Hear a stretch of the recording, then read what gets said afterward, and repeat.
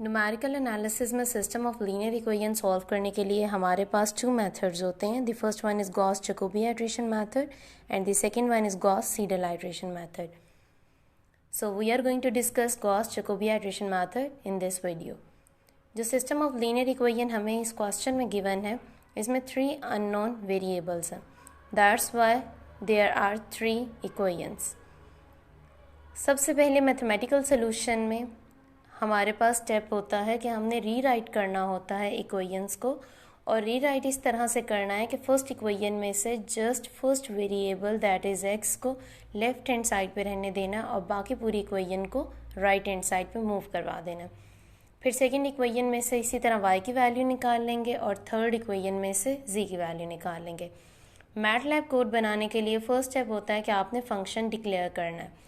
So function declare करने के लिए हम क्वेश्चन की गिवन इक्वेशन को कंसीडर नहीं करेंगे, बल्कि फंक्शन बनाने के लिए हम इनकी जो रीराइटिंग फॉर्म है इसको कंसीडर करेंगे. x is equals to 1/512 minus 2y minus g, ये फर्स्ट इक्वेशन है. इसको जब मैं फंक्शन की फॉर्म में लिखूंगी तो राइट हैंड साइड वाला पार्ट हमारा फंक्शन.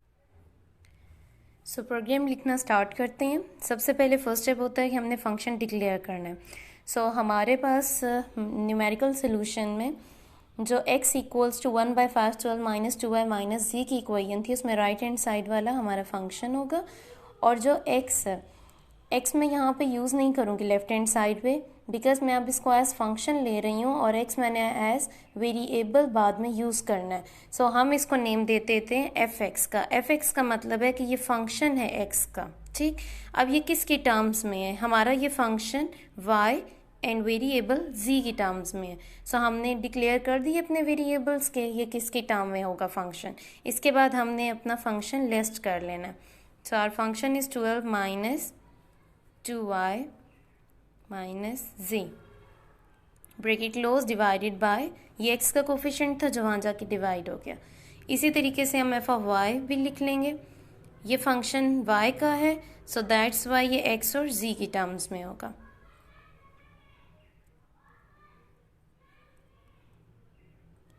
अब ये फंक्शन भी लिस्ट कर लेंगे. We have 15 minus x minus 2 multiply by z, and the coefficient of y is 4. f of z, अब ये z का फंक्शन है और ये in terms of x and y. Bracket open करेंगे. We have the function 12 minus x minus 2y और coefficient हमारे पास 5 है z का. मैंने सेमी कॉलन एंड पे पुट नहीं किया बिकॉज मैं चाहती हूँ कि तीनों फंक्शन मेरी आउटपुट स्क्रीन पे भी शो हो. सेकेंडली जो f of x line number 1 में @y, z है, इसका मतलब है जब मैं फंक्शन कॉल करूँगी तो मैंने पहले y वेरिएबल की वैल्यू भेजनी है और फिर z की भेजनी है. ये ऑर्डर में चेंज नहीं कर सकती. अगर मैं z की वैल्यू पहले और y की बाद में भेज दूंगी तो उससे आपकी कैलकुलेशंस रॉन्ग हो. आइट्रेटिव स्कीम में हमें जो तीनों x, y और z की इक्वेशंस गिवन है, इसमें हमारे पास एक सुपरस्क्रिप्ट यूज़ हो रहा है r+1 एंड r.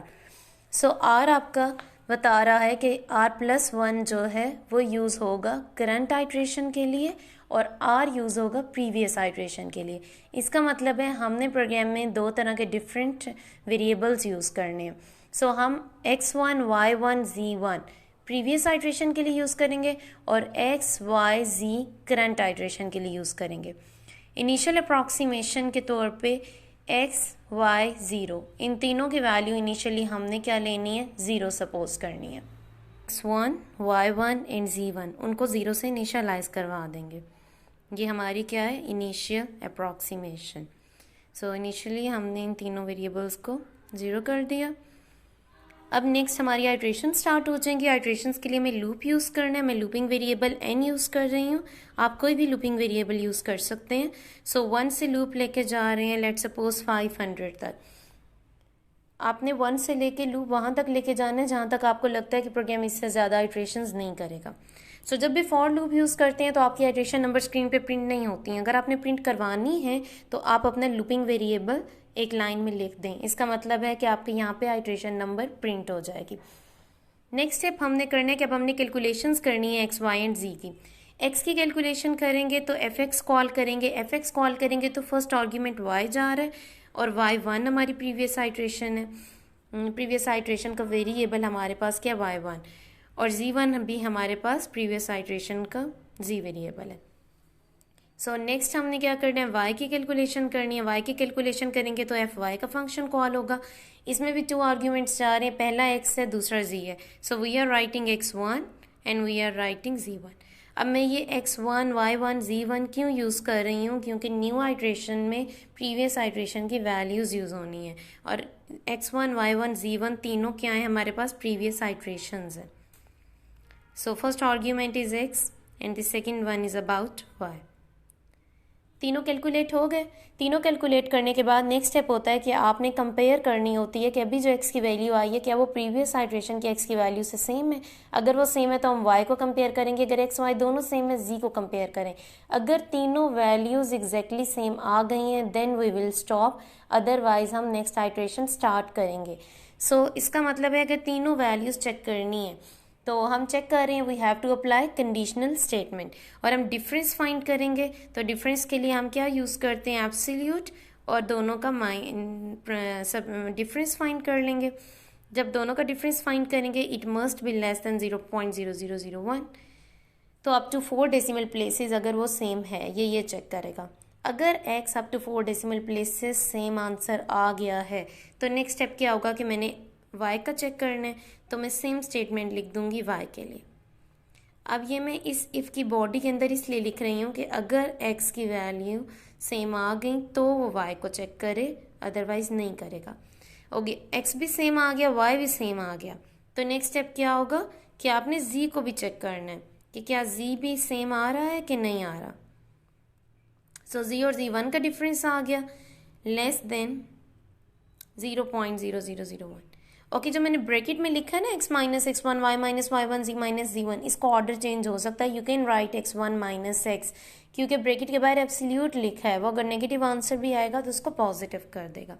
ओके, अगर तीनों सेम आ जाती हैं इसमें हमने लूप ख़त्म कर देना है। लूप ख़त्म करने के लिए आप क्या करेंगे, ब्रेक का कीवर्ड यूज़ करेंगे। अब 3 इफ़ हमने ओपन किए हैं तो हमने 3 इफ़ के लिए एंड भी लिखना है। ये फर्स्ट के लिए एंड हो गया, ये सेकंड के लिए, थर्ड के लिए, तीनों इफ़ ख़त्म हो गए। अब लेट सपोज आप लाइन नंबर 18 पे पहुंचे हैं, इसका मतलब ये है कि आपकी इफ़ कंडीशंस तीनों में से भी तीनों ठीक ट्रू नहीं हुई या 2 ट्रू नहीं हुई या इवन एक भी अगर आपकी ट्रू नहीं हुई तो आप लाइन नंबर 19 पे आ जाएंगे। इसका मतलब ये है कि हमने नेक्स्ट आइट्रेशन स्टार्ट करनी है क्योंकि हमारा तो लूप एंड ही नहीं हुआ। सो नेक्स्ट आइट्रेशन स्टार्ट करने के लिए हमने कहना है कि जो भी हमने वैल्यूज़ फाइंड की थी ये क्या बन गई हैं, ये प्रीवियस आइट्रेशन में चली गई हैं अब, क्योंकि अब जो न्यू आइट्रेशन स्टार्ट होगी उसकी वैल्यूज़ x, y और z में आएंगी। सो हमने कंपैरिजन भी करना है, सेव करने के लिए हमने तीनों वैल्यूज़ x1, y1 और z1 को अलॉट कर दी। मैं यहाँ सेमी कॉलन इसलिए यूज़ कर रही हूँ ताकि ये भी अगेन प्रिंट ना हो जाए, क्योंकि हम ऑलरेडी लाइन 8, 9, 10, 11 में प्रिंट करा चुके हैं x, y, z की वैल्यूज़। ये वाला एंड आपके फॉर लूप का एंड है। सो अब हम इसको रन करेंगे and we will get the output. So output आ गई है। मैं स्टार्ट से आउटपुट दिखाती हूँ। सबसे पहले गॉस जैकोबी आपका फाइल नेम है जो टॉप पे डिस्प्ले हो रहा है। F of X, F of Y, F of G तीनों फंक्शन डिस्प्ले हुए हैं। अगर आप चाहते हैं डिस्प्ले ना हो तो आप तीनों लाइन 1, 2 एंड 3 के एंड पे सेमी कॉलन लगा दें। x1, y1, z1 तीनों इनिशियल अप्रॉक्सीमेशन है, 0 से इनिशियलाइज की थी। n इक्वल्स टू 1 का मतलब है कि ये फर्स्ट आइट्रेशन रन हुई है और उसमें x की वैल्यू 2.4, y की वैल्यू 3.75, z की वैल्यू 4 आ गई है। फिर इसी तरह से n2 एंड सो ऑन आपके पास x, y, z की जो वैल्यू निकली है x equals to 1, y equals to 2, z equals to 3, वो आइट्रेशन नंबर 27 पे जाके निकली है। और 26 को भी चेक कर लें, एग्जैक्टली सेम आई है। तो जब आपके पास रिपीटिशन हुई है तो तब आपका लूप स्टॉप हो गया। अगर आपको वीडियो अच्छी लगी हो तो लाइक कीजिए, और अगर कोई भी क्वेश्चन है तो उसे कमेंट में ज़रूर दीजिए, मैं वहीं पे आपको जवाब दे दूँगी। और चैनल सब्सक्राइब